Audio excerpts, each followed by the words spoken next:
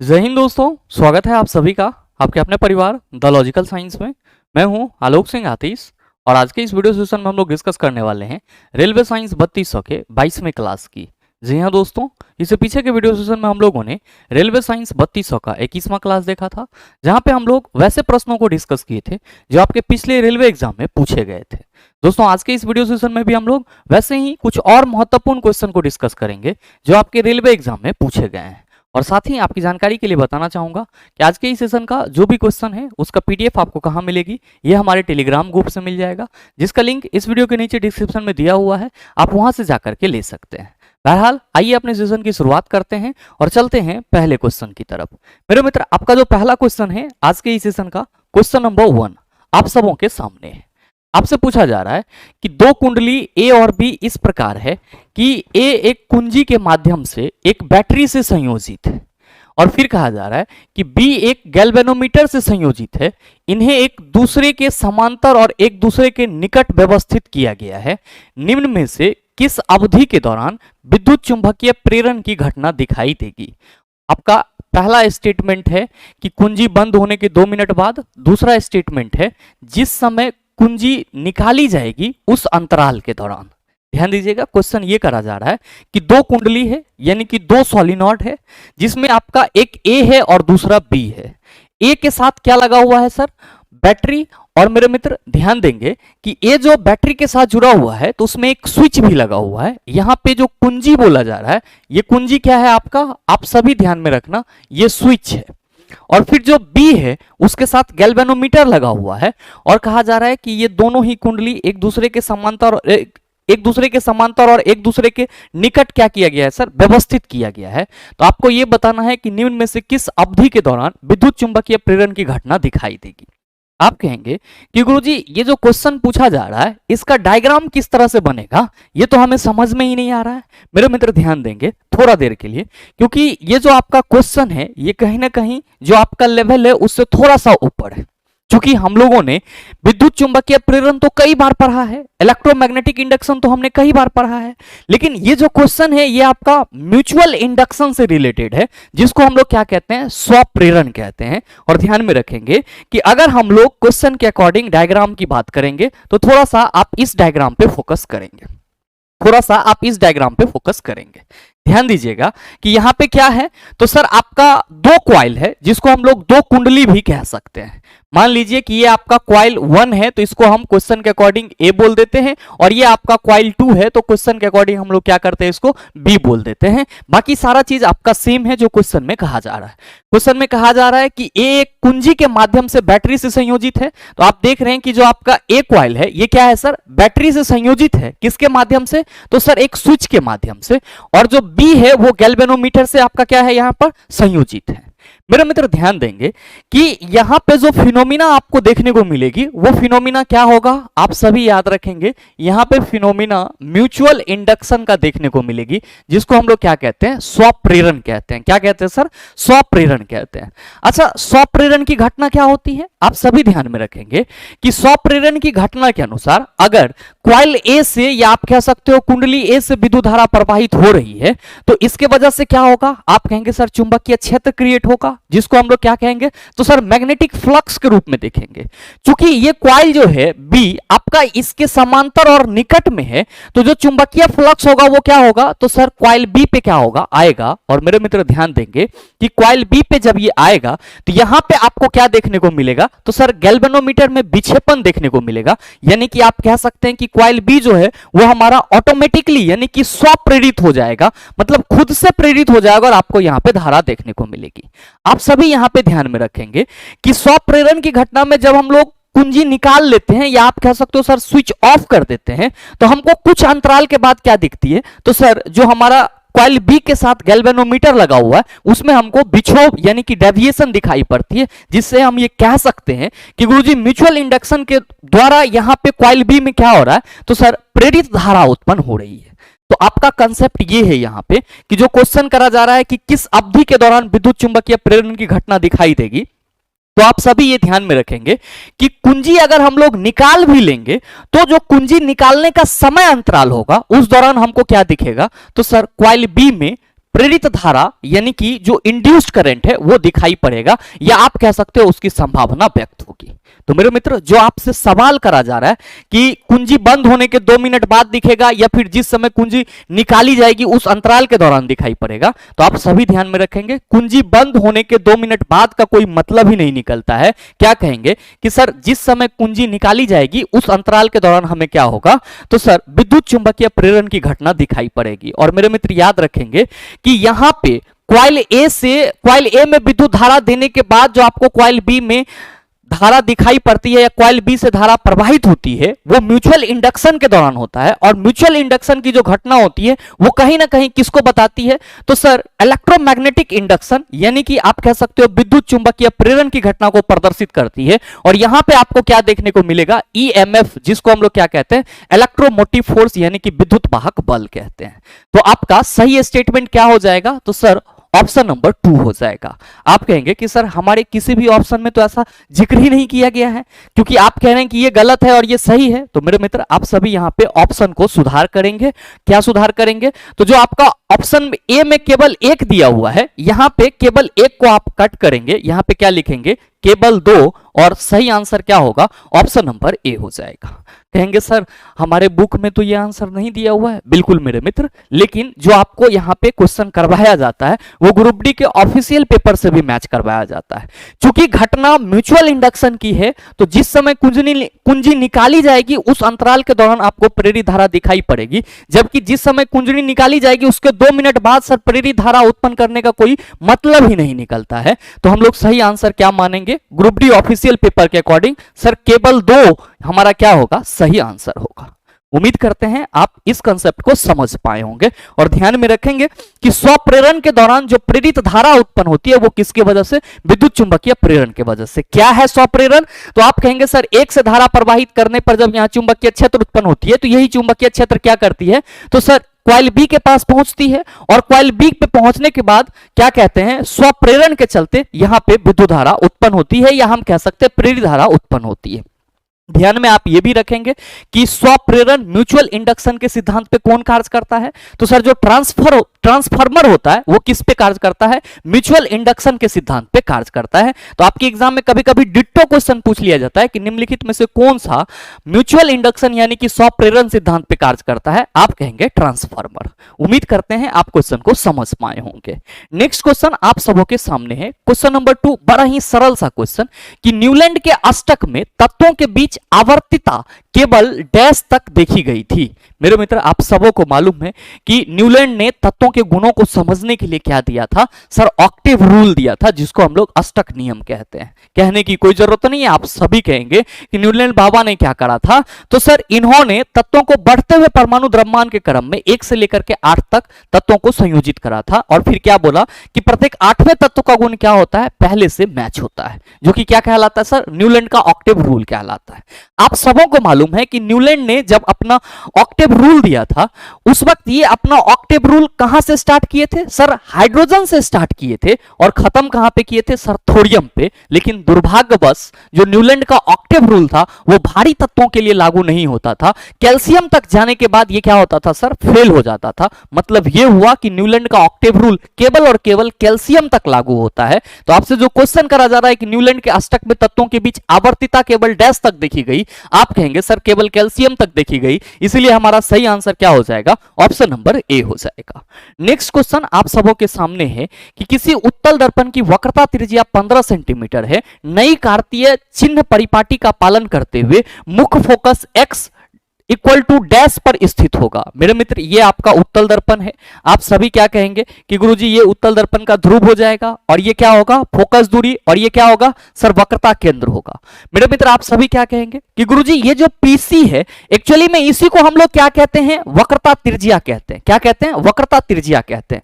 Question के according वक्रता त्रिज्या कितनी है, आप कहेंगे सर 15 सेंटीमीटर। कितनी है, 15 सेंटीमीटर। आपसे पूछा जा रहा है कि मुख्य फोकस कितनी होगी, आप क्या कहेंगे कि गुरुजी मुख्य फोकस की दूरी अगर हम लोग कहेंगे तो ध्रुव से लेकर के मुख्य फोकस तक की दूरी को f से रिप्रेजेंट करते हैं, जिसको फोकस दूरी कहा जाता है। और फोकस दूरी क्या होती है, वक्रता त्रिज्या की आधी, तो f इक्वल टू r/2 15/2 कितना हो जाएगा? आप कहेंगे 7.5 सेंटीमीटर। और मेरे मित्र आप सबों को मालूम है कि उत्तल दर्पण की फोकस दूरी क्या होती है? धनात्मक होती है। तो सही आंसर क्या हो जाएगा? ऑप्शन नंबर डी हो जाएगा। साथ ही आप सभी ध्यान में रखेंगे कि अवतल दर्पण की फोकस दूरी हम लोग क्या लेते हैं? आप कहेंगे ऋणात्मक लेते हैं। नेक्स्ट क्वेश्चन देख लेते हैं। मेरे मित्र उससे पहले आप सभी की जानकारी के लिए बताना चाहूंगा, कई मित्र लगातार पिछले ऑफर के बाद व्हाट्सएप पे मैसेज कर रहे थे कि गुरुजी प्लीज 2-3 दिन के लिए और ऑफर दे दो। तो इस स्वतंत्रता दिवस पे सर आप सबों की सुविधा के लिए जितने भी कोर्सेज थे उन सभी का फीस जो है वो सर 50% कम कर दिया गया है। चाहे आपका एनसीईआरटी साइंस फाउंडेशन बैच हो या फिर आपका एएलपी एंड टेक का कॉम्बो बैच हो या फिर physics the game changer batch हो, ध्यान में रखेंगे कि इन सभी में आपको रिकॉर्डेड क्लासेस करवाई जाएगी और साथ ही थ्योरी प्लस न्यूमेरिकल दोनों करवाया जाएगा, चाहे एनसीईआरटी साइंस फाउंडेशन हो या फिर ALP and tech combo batch हो। ध्यान में रखेंगे कि इस कॉम्बो बैच में science plus basic science and ED दोनों करवाया जाएगा। पहले लाइफ साइंस देखेंगे और फिर हम लोग बेसिक साइंस देखेंगे और साथ में आपको एनसीईआरटी एग्जाम्पलर का एमसीक्यू ई बुक भी प्रोवाइड कराया जाएगा इस तीनों ही बैच में। और ध्यान में रखिएगा कि ये ऑफर आपको कब तक एप्लीकेबल रहेगा? तो सर 12 अगस्त यानी कि आज से लेकर के 16 अगस्त रात्रि 12 बजे तक ये ऑफर अवेलेबल रहेगा। कहां पे सर? तो sir the logical science application पे, जिसको आप गूगल प्ले स्टोर से भी डाउनलोड कर सकते हैं। और साथ ही अगर आपको इन तीनों ही कोर्स से संबंधित किसी भी प्रकार की अन्य जानकारी चाहिए तो मेरे मित्र यहां पे इंक्वायरी नंबर दिया हुआ है, इस इंक्वायरी नंबर पे आप कॉल या व्हाट्सएप करके इस कोर्स से संबंधित जानकारी ले सकते हैं। बहरहाल आपका क्वेश्चन नंबर 4 आपसे क्या कहा जा रहा है कि निम्न में से किन धातुओं की अभिक्रियाशीलता हाइड्रोजन से अधिक है? मेरे मित्र बड़ा ही सरल सा क्वेश्चन है और बताने की इसमें कोई जरूरत नहीं है कि सर हाइड्रोजन से अधिक का मतलब ये हुआ कि हाइड्रोजन से ऊपर जितने भी तत्व होंगे वे सभी हाइड्रोजन से क्या होंगे सर? ज्यादा अभिक्रियाशील होंगे। आप सबों को मालूम है कि जब हम लोग अभिक्रियाशीलता श्रेणी की बात करते तो क्या कहते हैं कि गुरुजी जब तत्वों को हम ऊपर से नीचे क्रम में सजाते हैं तो हम लोग कहते हैं कि जो सबसे ऊपर तत्व होता है वो ज्यादा अभिक्रियाशील होता है और जो सबसे नीचे होता है वो कम अभिक्रियाशील होता है। इसके बीच में एक बाउंड्री हम लोग किसको मानते हैं? तो गुरुजी हाइड्रोजन को मानते हैं, जो कि आप यहां पे देख पा रहे होंगे। और हाइड्रोजन से ऊपर जितने भी एलिमेंट होंगे सब क्या होंगे सर? ज्यादा अभिक्रियाशील होंगे, जबकि हाइड्रोजन से नीचे जितने भी तत्व होंगे वे क्या होंगे? कम अभिक्रियाशील होंगे। आपके ऑप्शन में, आपके क्वेश्चन में दिया हुआ है magnesium, zinc, Hg, Ag, Sn, Pb, Au, Fe, Na। ध्यान दीजिएगा, मैग्नीशियम, जिंक, हाइड्रोजनाइम यानी कि मरकरी, अर्जेंटम यानी कि सिल्वर, आपका ये टीन, फिर सीसा और फिर सोना, फिर लोहा और फिर सोडियम। क्या कहिएगा कि गुरुजी यहां पे हम अगर हाइड्रोजन से नीचे देखेंगे तो कॉपर है, मरकरी है, सिल्वर है और गोल्ड है। हमसे क्वेश्चन करा जा रहा है कि निम्न में से किन धातुओं की अभिक्रियाशीलता हाइड्रोजन से अधिक होगी? तो सर हाइड्रोजन से ऊपर जो भी तत्व होंगे वो क्या होगी? उसकी अभिक्रियाशीलता हाइड्रोजन से अधिक होगी। आप अगर ऑप्शन में गौर फरमाएंगे तो आप देखेंगे पहले ऑप्शन में मैग्नीशियम है, जिंक है, Sn है, यहां तक तो ठीक है, Pb है और फिर Au है। Au सोना हाइड्रोजन से नीचे है, आप कहेंगे सर ये ऑप्शन नहीं होगा। दूसरा ऑप्शन है मैग्नीशियम, जिंक, Ag, आप कहेंगे सर Ag आ गया मतलब सिल्वर, ये भी नहीं होगा। तीसरा ऑप्शन है मैग्नीशियम, जिंक, टीन, सीसा, फेरस और सोडियम, आप कहेंगे सर यही हमारा सही आंसर है, क्योंकि हाइड्रोजन के नीचे के कोई भी एलिमेंट इसमें मौजूद नहीं है। तो आपकी इस क्वेश्चन का सही आंसर ऑप्शन नंबर सी हो जाएगा। और मेरे मित्र आप सभी ध्यान में रखेंगे, मैंने ट्रिक भी आपको बताया है। आपको ये चीज हमेशा अपने माइंड में रखना है कि अगर आपसे कोई ये क्वेश्चन पूछ दे कि सबसे ज्यादा मतलब मोस्ट रिएक्टिव एलिमेंट कौन सा होगा, तो आप सभी याद रखना पोटेशियम को क्या बोला जाता है सर? मोस्ट रिएक्टिव एलिमेंट बोला जाता है, यानी कि सबसे ज्यादा अभिक्रियाशील तत्व बोला जाता है। नेक्स्ट क्वेश्चन आप सबों के सामने है, क्वेश्चन नंबर 5 कि रात के समय प्रकाश संश्लेषण के बिना डैश का उत्सर्जन एक मुख्य विनिमय गतिविधि है। मेरे मित्र आप सबों को मालूम है कि प्रकाश संश्लेषण की प्रक्रिया सूर्य प्रकाश की उपस्थिति में होगी या फिर आप कह सकते हो लाइट की उपस्थिति में होगी। जनरली प्रकाश संश्लेषण की प्रक्रिया दिन में होती है और इस दौरान आपको बाय प्रोडक्ट के रूप में क्या मिलता है? प्राणवायु, जिसको क्या कहते हैं सर? ऑक्सीजन कहते हैं। साथ ही ग्लूकोज बनाता है वो तो पौधा का है, लेकिन हम लोग को क्या प्राप्त होता है गुरुजी? प्राणवायु यानी कि ऑक्सीजन प्राप्त होता है। लेकिन इसके उलट आप सबों को मालूम है कि रात में पौधे के द्वारा प्रकाश संश्लेषण की प्रक्रिया नहीं होती है। रात में पौधे में क्या होता है? श्वसन की प्रक्रिया होती है और श्वसन की प्रक्रिया के दौरान चाहे पौधा हो या फिर आदमी हो, क्या करेगा sir? Carbon dioxide gas release करेगा। तो जो क्वेश्चन करा जा रहा है कि रात के समय प्रकाश संश्लेषण के बिना डैश का उत्सर्जन एक मुख्य विनिमय गतिविधि है, आप कहेंगे CO2 का उत्सर्जन एक क्या है सर? मुख्य विनिमय गतिविधि है। तो सही आंसर क्या होगा? ऑप्शन नंबर बी हो जाएगा। मेरे मित्र यहां पे ऑक्सीजन दिया दिया हुआ है, तो आप सभी याद रखना कि ये प्रकाश संश्लेषण प्रक्रिया का क्या है, प्रकाश संश्लेषण प्रक्रिया का क्या है, आप सभी ध्यान में रखेंगे। प्रकाश संश्लेषण प्रक्रिया का बाई प्रोडक्ट है, यानी कि उप उत्पाद है। क्या है सर? बाई प्रोडक्ट यानी कि उप उत्पाद है। ध्यान में रखिएगा कि प्रकाश संश्लेषण प्रक्रिया का एक अन्य उत्पाद जल भी होता है, तो ये चीज भी आप सभी अपने माइंड में रखेंगे।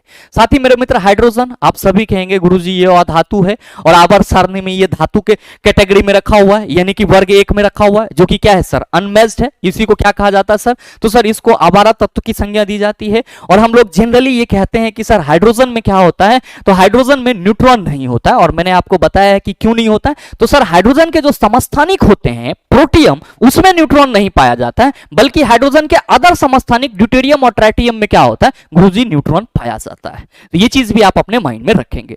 नेक्स्ट क्वेश्चन, क्वेश्चन नंबर 6, बड़ा ही सरल सा क्वेश्चन चला जी कि 200 वाट का एक बल्ब 220 वोल्ट के स्रोत से जुड़ा हुआ है, बल्ब में प्रवाहित होने वाली धारा डैश होगी। मेरे मित्र आप सभी क्या कहेंगे कि गुरुजी we know that P equal to VI। हम सबों को मालूम है कि विद्युत धारा की शक्ति के लिए एक फॉर्मूला VI भी होता है। आप क्या कहेंगे? अकॉर्डिंग टू क्वेश्चन पावर गुरुजी हमारा 200 वाट है। कितना है? 200 वाट। और वोल्टेज कितना है? 220। और आपको क्या निकालना है? I। कहेंगे ये जीरो कैंसिल हो जाएगा, I इक्वल टू 20/22 हो जाएगा। चला जी, जब आप इसको सॉल्व करेंगे तो 0.909 इस तरह से चलते चला जाएगा। तो आप कहेंगे गुरुजी ये बराबर हो जाएगा किसके? ये बराबर हो जाएगा 0.91 एम्पियर। क्या कहेंगे कि सर जो क्वेश्चन करा जा रहा है कि बल्ब में प्रवाहित होने वाली धारा होगी, हम सभी कहेंगे 0.91 एम्पियर। इसको आप सॉल्व कर सकते हैं, इसमें कोई बुराई नहीं है। बहरहाल बात कर लेते हैं हम लोग अगले क्वेश्चन की। अगला क्वेश्चन बड़ा ही सरल सा कि डैश का उपयोग कंपोस्टिंग के लिए किया जा सकता है। कंपोस्टिंग मतलब क्या हुआ कि सर जो हम लोग कंपोस्ट खाद बनाते हैं उसमें हम लोग क्या करते हैं? अपशिष्ट पदार्थ, यानी कि जो आपका सब्जी वगैरह का छिलका होता है, या फिर जो कैटल डंग होता है, यानी कि आप कह सकते हो गाय का गोबर, भैंस का गोबर, इन सभी को क्या करते हैं? तो सर एक गड्ढा बना करके उसमें छोड़ देते हैं, और कई दिनों के बाद ये क्या होता है सर? सरगल जाता है। इसी को हम लोग क्या कहते हैं? कंपोस्ट कहते हैं, या फिर वार्मिंग कंपोस्ट के नाम से भी जानते हैं। मेरे मित्र आप सभी यहां पे देख रहे हैं कि पहला ऑप्शन है रसोई अपशिष्ट। तो रसोई अपशिष्ट में जनरली क्या हो सकता है? तो सर सब्जी का छिलका हो सकता है, या फिर हम लोग जो खाना वगैरह बनाते हैं उसका वेस्टेज मटेरियल हो सकता है। आप सबों को मालूम है कि जो रसोई अपशिष्ट होगा, यानी कि किचन का जो वेस्टेज मटेरियल होगा, वो क्या होगा सर? आसानी से डिकम्पोज हो जाएगा। जबकि दूसरे ऑप्शन में ई कचरे की बात की जा रही है। तो ई कचरा का मतलब क्या हुआ कि सर जो हम लोग इलेक्ट्रॉनिक कचरे की बात करते हैं, तो इलेक्ट्रॉनिक कचरा क्या आसानी से डिकम्पोज होगा? आप कहेंगे कतई नहीं। तो हम लोग इसका तो इस्तेमाल करेंगे ही नहीं कंपोस्टिंग के लिए। अब नेक्स्ट है चिकित्सा अपशिष्ट। मेरे मित्र चिकित्सा अपशिष्ट का मतलब बहुत तरह के मेडिसिन हो सकते हैं, सिरिंज हो सकता है, निडिल हो सकता है। क्या ये तेजी से कंपोस्ट हो जाएगा? आप कहेंगे सर कतई नहीं। तो आपका ये ऑप्शन भी नहीं होगा। औद्योगिक अपशिष्ट, इंडस्ट्रियल मटेरियल, आप कहेंगे इसमें बहुत तरह के पॉइजनस मटेरियल होंगे, यानी कि जहरीला पदार्थ होंगे, तो इसका भी उपयोग हम लोग कंपोस्टिंग के लिए नहीं करेंगे। किसका करेंगे? रसोई अपशिष्ट का। तो सही आंसर ऑप्शन नंबर ए हो जाएगा।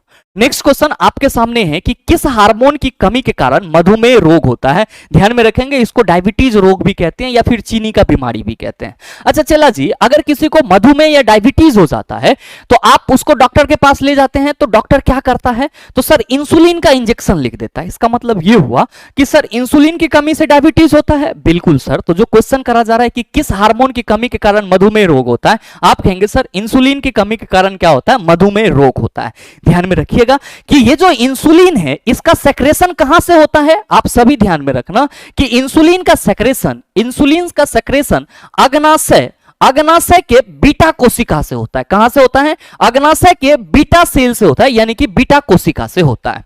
आप कहेंगे कि गुरुजी हमारे ऑप्शन में तो एड्रेनलिन भी है। एड्रेनलिन जो है वो आपका एक प्रकार का हार्मोन है, जिसको हम लोग क्या कहते हैं? तो सर लरो और उरो हार्मोन कहते हैं। क्या कहते हैं? लरो और उरो हार्मोन कहते हैं। और ये कहां से स्रावित होता है? तो सर एड्रिनल ग्लैंड से स्रावित होता है, यानी कि एड्रिनल ग्रंथि से स्रावित होता है।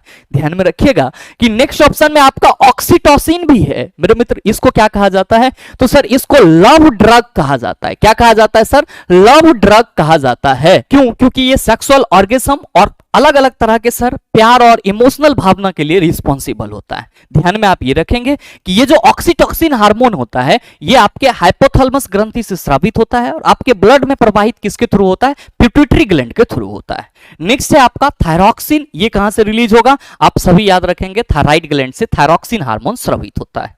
नेक्स्ट क्वेश्चन आप सबों के सामने है कि निम्न कथनों पर विचार करते हुए सही उत्तर का चयन कीजिए। धवन सोडा का रासायनिक सूत्र Na2CO3 है और दूसरा कथन है कि इसका उपयोग जल की अस्थायी कठोरता दूर करने के लिए किया जाता है। मेरे मित्र दोनों ही ऑप्शन सही है, या आप कह सकते हो दोनों ही स्टेटमेंट सही है। आप सबों ने पढ़ा है कि धवन सोडा का रासायनिक सूत्र Na2CO3 है और इसका उपयोग हम लोग क्या करते हैं सर, जल की अस्थायी कठोरता दूर करने के लिए करते हैं। तो सही आंसर क्या हो जाएगा, ऑप्शन नंबर डी हो जाएगा।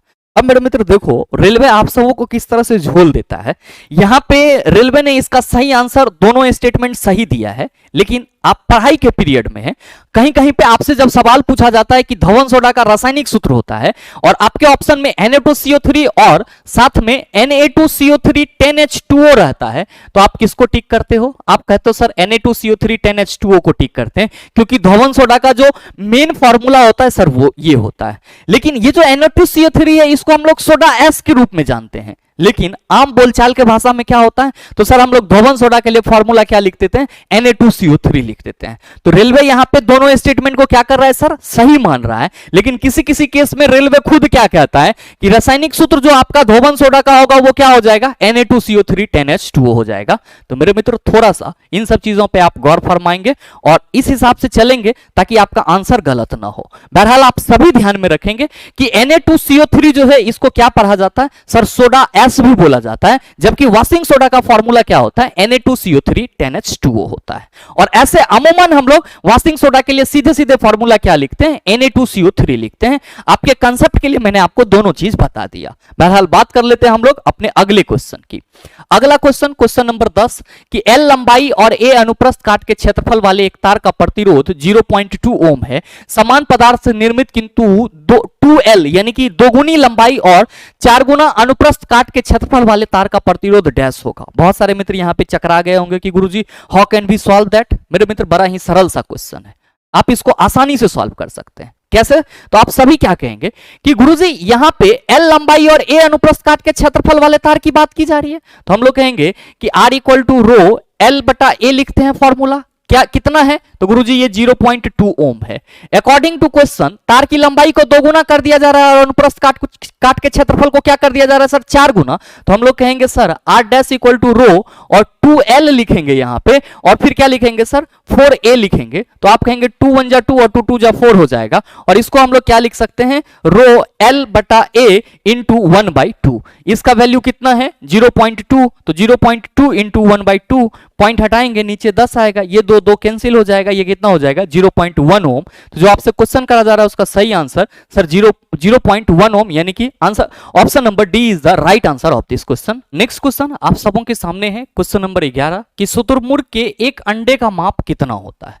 मेरे मित्र आप सबों को मालूम है कि अगर हम लोग सबसे बड़ी कोशिका की बात करते तो किसका नाम लेते हैं, तो गुरुजी शुतुरमुर्ग के अंडे का नाम लेते हैं। और आप सबों ने कई बार इसको याद करा होगा कि इसकी जो माप होती है वो कितना होता है 170 mm गुना 130 mm। तो सही आंसर क्या हो जाएगा, ऑप्शन नंबर ए हो जाएगा।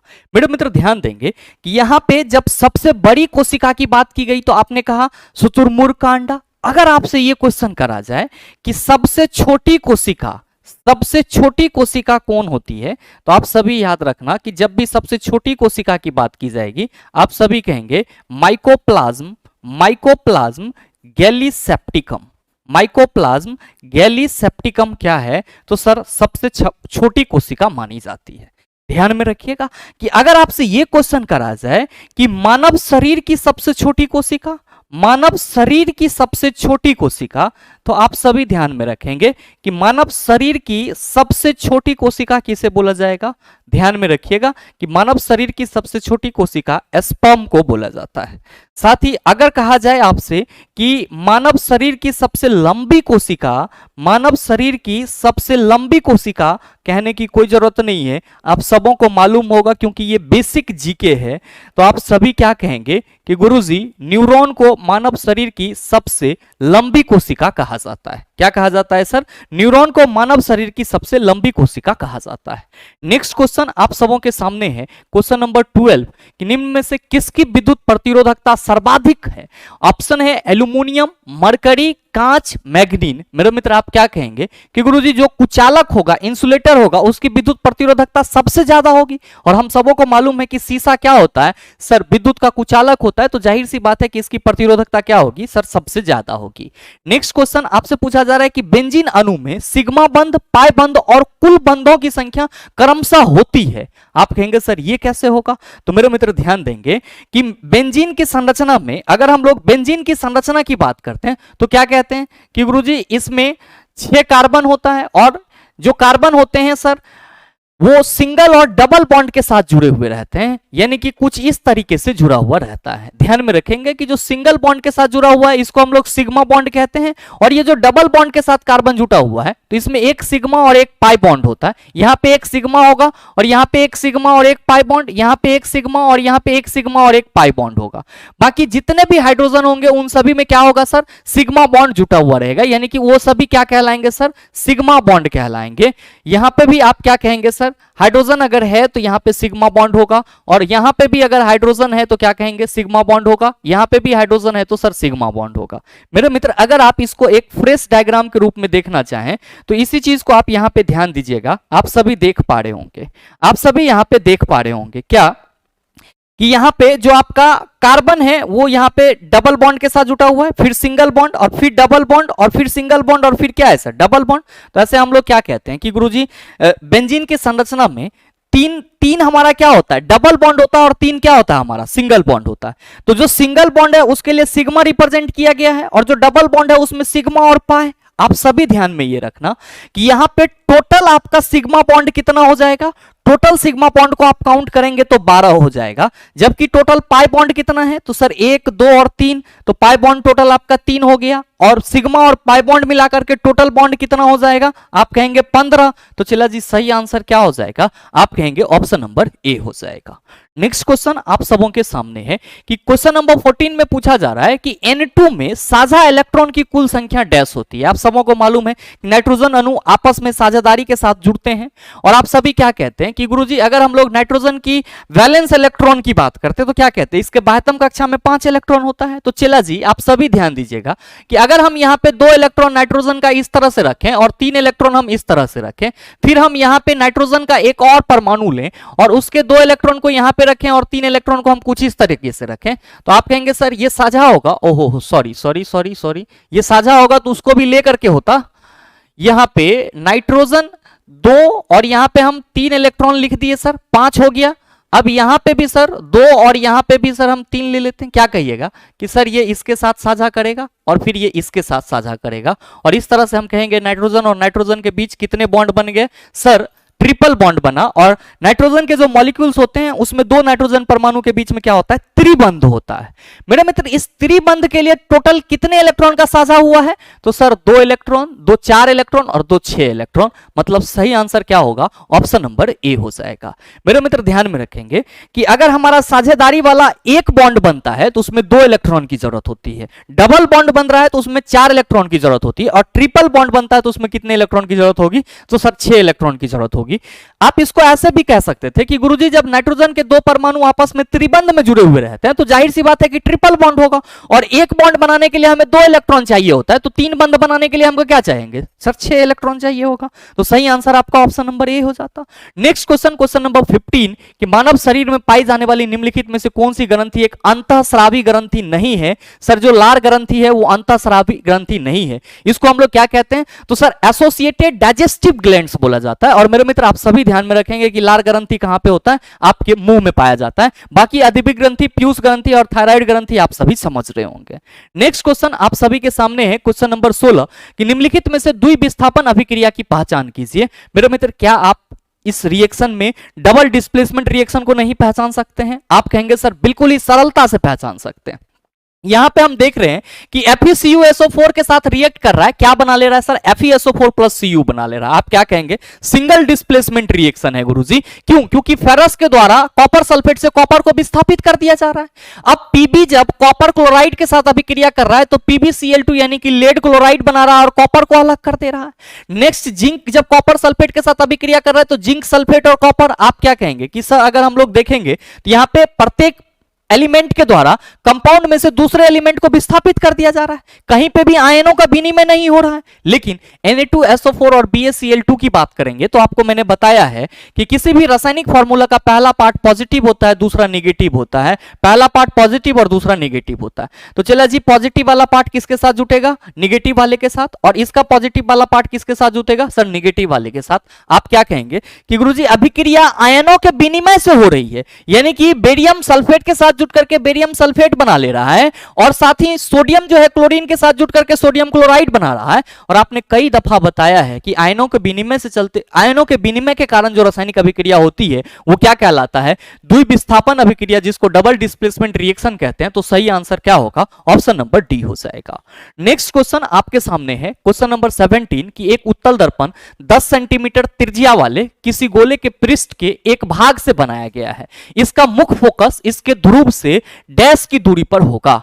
मेरे मित्र बताइए क्या ये क्वेश्चन आपसे सॉल्व नहीं होगा? इस सेम टाइप का क्वेश्चन अभी जस्ट आपने इसी सेशन में देखा है कि क्या कहा जा रहा है कि उत्तल दर्पण 10 सेंटीमीटर त्रिज्या वाले किसी गोले के पृष्ठ के एक भाग से बनाया गया है, यानी कि जो वक्रता त्रिज्या है वो कितनी है, 10 सेंटीमीटर। तो फोकस दूरी कितनी होगी? आप कहेंगे सर फोकस दूरी वक्रता त्रिज्या की आधी होती है, दैट्स व्हाई सही answer is option number B.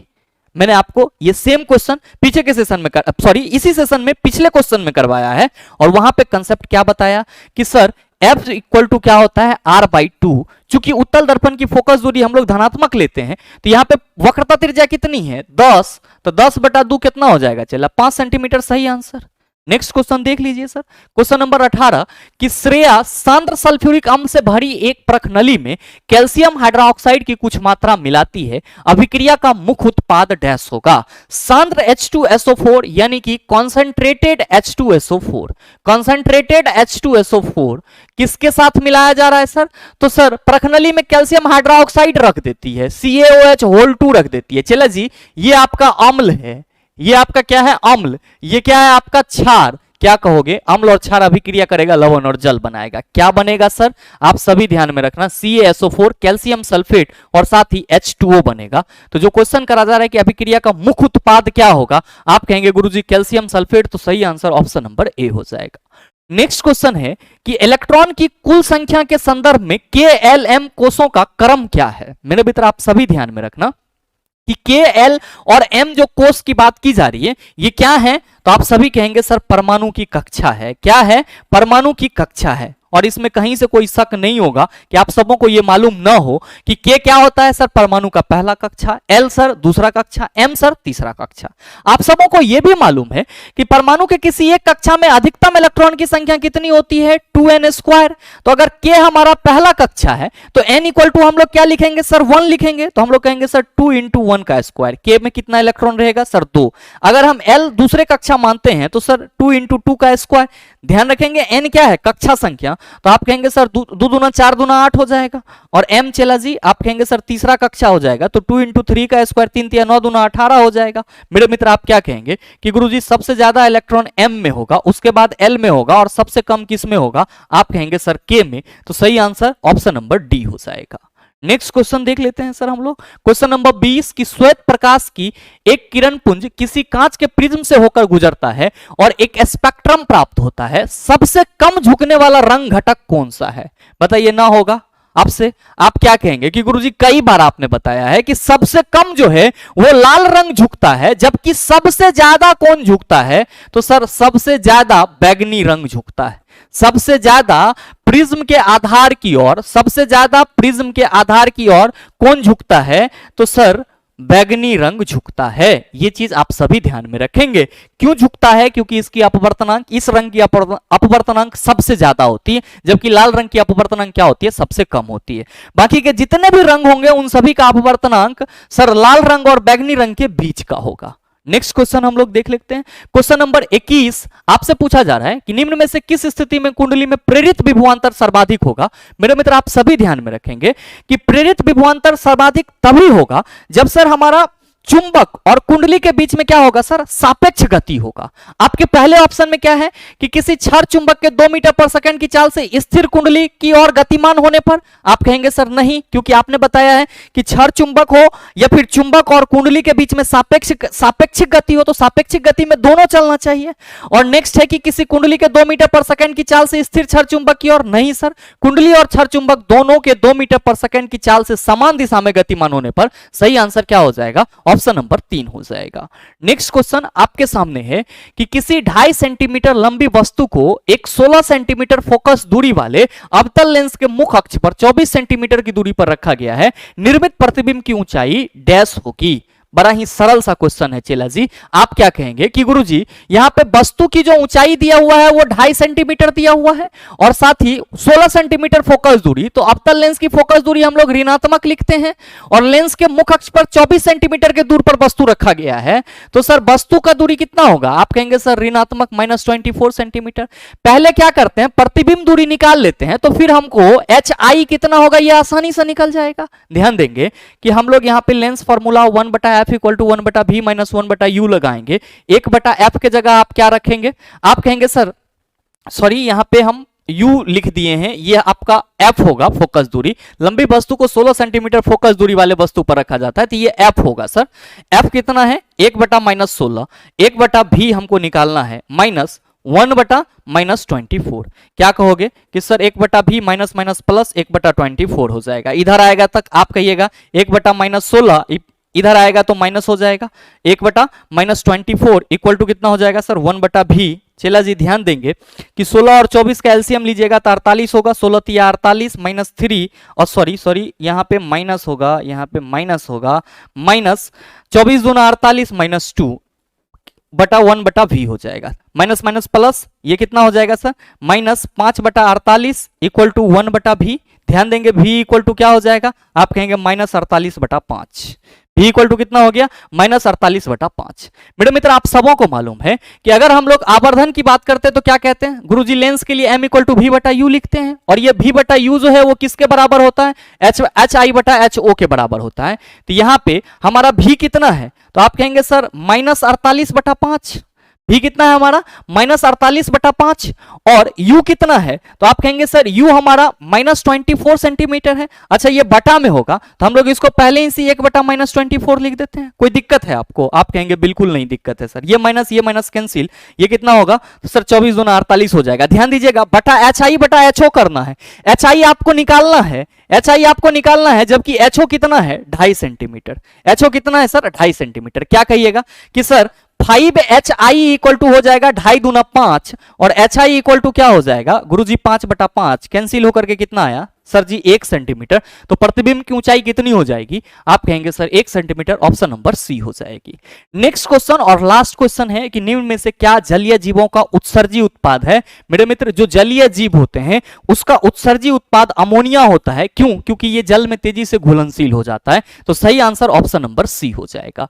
Uric acid की बात करेंगे तो ह्यूमन के थ्रू जो वेस्टेज मटेरियल निकलता है सर यूरिन में, उसमें यूरिक एसिड पाई जाती है। क्रिएटिनिन लेवल सर किडनी जब हमारे बॉडी के वेस्टेज मटेरियल को प्यूरिफाई करती है तो उस समय आपका एक मटेरियल निकलता है जो क्या होता है सर क्रिएटिनिन लेवल होता है। ध्यान में रखिएगा कि किडनी का क्रिएटिनिन लेवल जो होता है वो हमेशा बैलेंस होना चाहिए।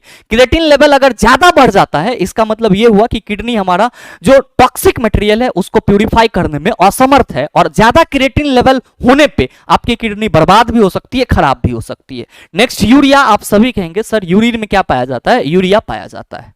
मेरे मित्र आपके आज के इस वीडियो सेशन में टोटल 23 क्वेश्चन थे जिसको आप सबों ने बखूबी समझ लिया है और मेरे ख्याल से अब अगर आपको इस प्रकार का क्वेश्चन दोबारा दे दिया जाए तो आप उसका जवाब बड़े ही सरलता से दे सकते हैं। साथ ही उम्मीद करते हैं कि ये वीडियो आप सबों को अच्छा लगा होगा। अगर आपको वीडियो अच्छा लगा तो वीडियो को लाइक कीजिएगा, ज्यादा से ज्यादा शेयर कीजिएगा और हाँ अगर आप चैनल पर नए हैं तो चैनल को सब्सक्राइब करके बेल आइकन दबा लीजिएगा ताकि इस तरह के एग्जाम रेलेवेंट वीडियो का नोटिफिकेशन सबसे पहले आपके पास पहुंचे और आप उसको सबसे पहले देख पाओ। मिलते हैं फिर अगले वीडियो सेशन में, तब तक के लिए best of luck. Thank you, have a nice day.